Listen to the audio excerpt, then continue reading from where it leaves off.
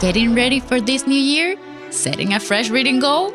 Should I add? Or let me help you with that. 2026 is bringing some big titles. The best of all is that we get to close chapters. From the 5 romantasy books I'm waiting to read, 3 of them are the conclusion to their series. Let's check them out.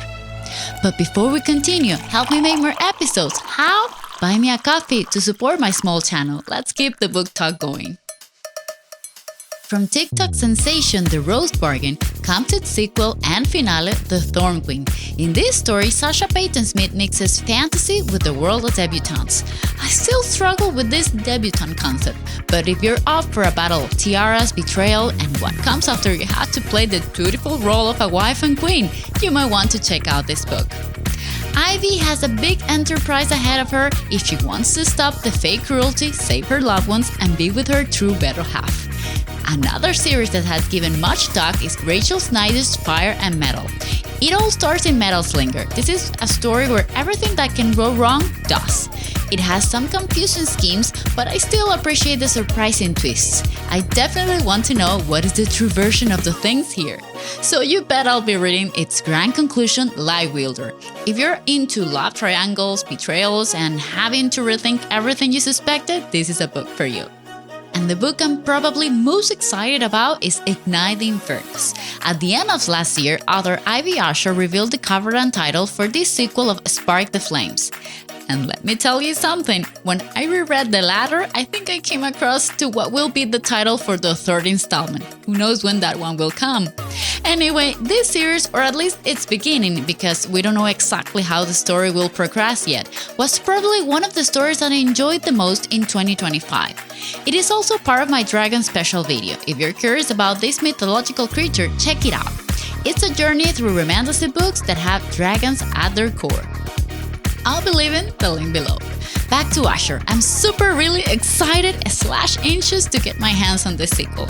We still have some months to wait, but I'm sure it will be worth it. Besides, this upcoming release was a total surprise for me. I wasn't expecting it this soon, so stay tuned. The next one is the conclusion to another story that has dragons in it. I recently reviewed A Fate Fortune Empire. I had it on my radar for some time because it raised a lot of noise, and let me tell you that even though it needs some refining, the story has a lot of potential. I'll be paying attention to its sequel, A Queen Crowned in Flames. We follow the secretive existence of a mirror, whose fire magic is more powerful than it should, and that's because, well, as I said, she has some secrets waiting for the right time to be revealed. Her true destiny is hanging on a tightrope, and she'll have to face her heritage, a hot enemy dragon rider, and the poisonous priest of the true religion. It seems the truce might break. Talking about sequels, Rachel Gillick, author of the acclaimed series The Shepherd King, is releasing The Knave and the Moon, the continuation to the Stonewater Kingdom series. Its first book, The Night and the Moth, was published last year. I haven't read it, but it's in my TBR. This series reminds me a bit of the movie Minority Report, having diviners with visions of the future at the service of others, their lives in jeopardy. It sounds a bit dark. I'm curious. Making a parenthesis, and because I'm a fan of romance as well, I have 5 important names in the genre coming with their new proposals. From prolific, deep, realistic, and master writing, Colleen Hoover comes Woman Down, this time with a book that reminds me of Emily Henry's Beach Read, but with some suspense cop situation. Then, one of my all-time favorites, Samantha Young, she's releasing Hart Street Lane, the 3rd book of her series Return to Dublin Street, complementary to a story that started with my favorite couple of hers, Braden and Jocelyn. Also, Abby Jimenez is bringing The Night We Met. Fan of Doves and Cakes? This is a romantic author for you then. And especially for those times when you need a fun read to truly disconnect, my chosen card is always Megan Quinn. This year, she's publishing, it seems, 3 books, Just for the Cameras, Christmas Vacation, and Rules for the Summer. Almost a book for every season. Last but not least, beloved duo Christina Lauren brings the romance revival. This story is quirky, to say something. I mean, very unexpected premise from these authors. I don't know if we'll cry more than laugh this time. We'll see. One more? Well, I have 3 LGBTQ+ books for you. If you're familiar with my videos, you might know I'm a fan of danmei, so there's no way I could end this list without adding something of this genre.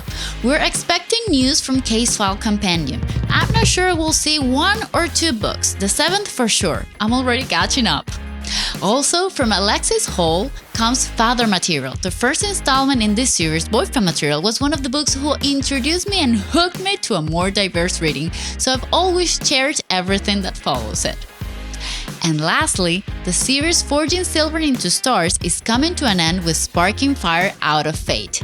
This is one I'll be reading for sure because I can't wait to see what happens, especially with Tika and Jax. Be sure to check the section below the video because I'll be leaving some bonus reading if you enjoy young adult books. An Asian Beauty, an author who wrote a personal favorite, and the last story from an undervalued but amazing Australian voice, plus some other releases that I'll be following as well. But, I can add them all to the video. So, all in all, we have 10 plus books I'm looking forward to during 2026. From fantasy to romance, I hope you find some interesting additions to your new reading list. That's it, folks. Wait, what about Sarah J. Maas and Penn Cole? Are we going to see something soon? It seems ACOTAR 6 won't happen during the first half of the year, so who knows for the second half? And Burn of the Everflame still doesn't have a release date. A long time has passed though, and we're falling from this anxiety-inducing cliffhanger, so hopefully we'll get good news. I'll keep you posted. Happy reading! Thanks for watching. See you next time.